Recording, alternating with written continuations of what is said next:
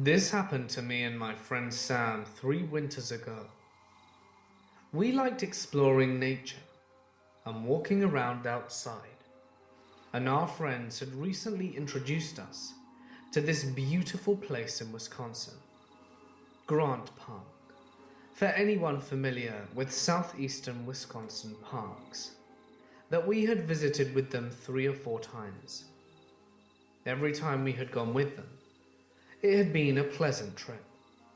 We walked around, got to see some beautiful views of Lake Michigan, sat in crooks of trees, and talked about books and games and other things. We had started a new game of Hunter, The Darkness, a tabletop RPG game like Dungeons and Dragons, and we were using the park for scenic inspiration. It was great, for the purpose of storytelling, and she and I are both 5'2" and 5'3" females.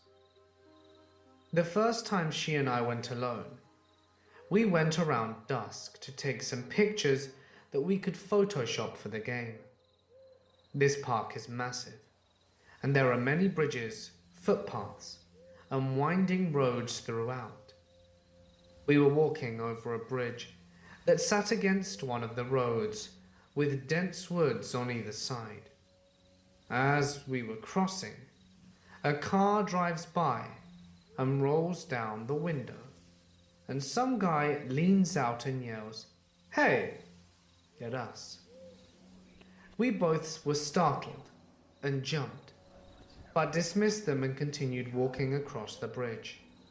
And less than a minute later, the same car comes back driving in the other direction, and this time, the driver's side window is rolled down, and the driver, another male, calls out, "Hey ladies, come here!" We pick up our pace, and the car drives away, and right as we're about to hit the end of the bridge, we see the car come at us again from the original direction.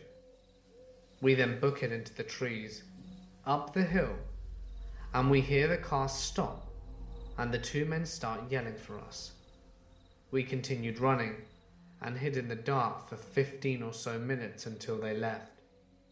Then we ran back into our car and fled. You would think we would avoid the park after that, but once we'd gotten out of there and probably warmed up over a hot chocolate from Perkins, we had a good laugh over being so scared. We went back to the park with our male friends a few times, and nothing even remotely scary had happened. So she and I had decided to return with just the two of us.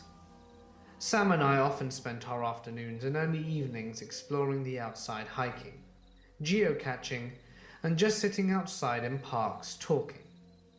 So we had decided to add it to our repertoire. We headed back around dusk again, and with our camera to take more pictures, especially since we hadn't gotten the shots we wanted first time round. Now, obviously, looking back on this, we both feel incredibly foolish having returned, alone, and around the same time as the first time. But as I had said, we had gone a few more times with our male friends, and even when we had just one male friend, nothing had happened. So we thought we were being skittish, and that what happened before was just a one-off. So we returned, and we were about to walk over the same bridge, when a car rolls by, and you guessed it, the windows roll down and it's the same guys. They make some random noise. This time, we don't wait for them to drive around. We duck into the woods and start walking back towards the pier. We figured we'd abandon the other photo spot and just explore the pier and take some lake shots.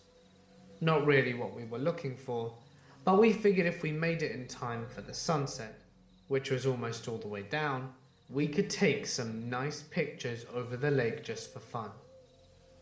The way that the pier is set up, there is a long, thin road from the top of a giant grass hill down, and around a curve and into the parking lot.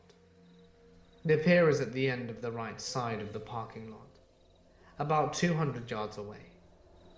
If you walk from the pier down to the right side of the parking lot, there's a little bridge that led into a development with a tennis court that sat next to the preserve. So we began walking down the road to the lake, when the same car from before drives down into the parking lot by the pier. They didn't say anything as they drove past, but we still decided to slow down and decided whether or not we wanted to continue down by the pier. The car turned around in the parking lot and came back up the road.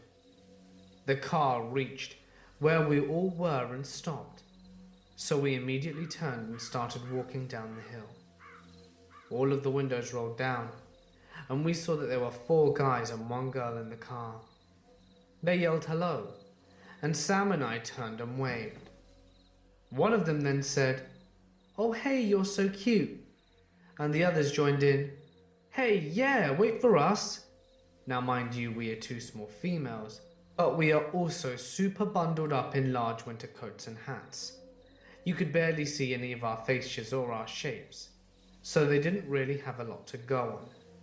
We've been ignoring them, and here's someone yell, "We're coming back for you," as they start driving up the hill. Sam and I decide not to take any chances and start running down the hill. We hear hooting and hollering and see them disappear over the tops of the hill.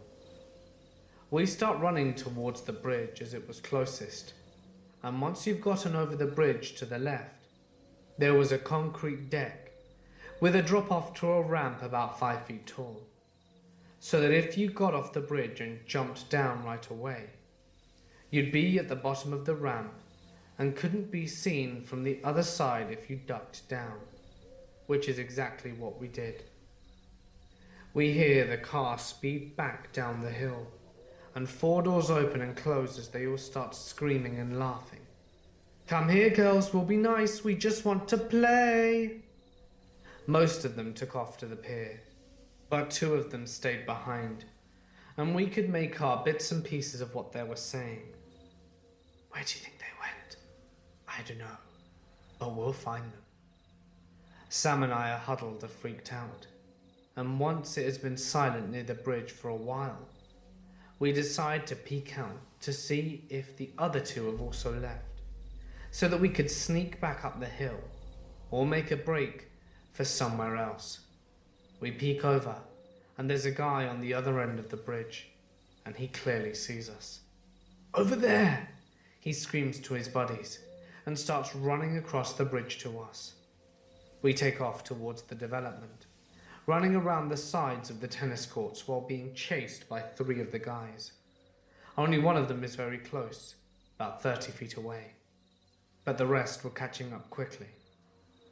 We took a quick turn between 2 houses in the subdivision, and we were luckily never seen from them by that point on.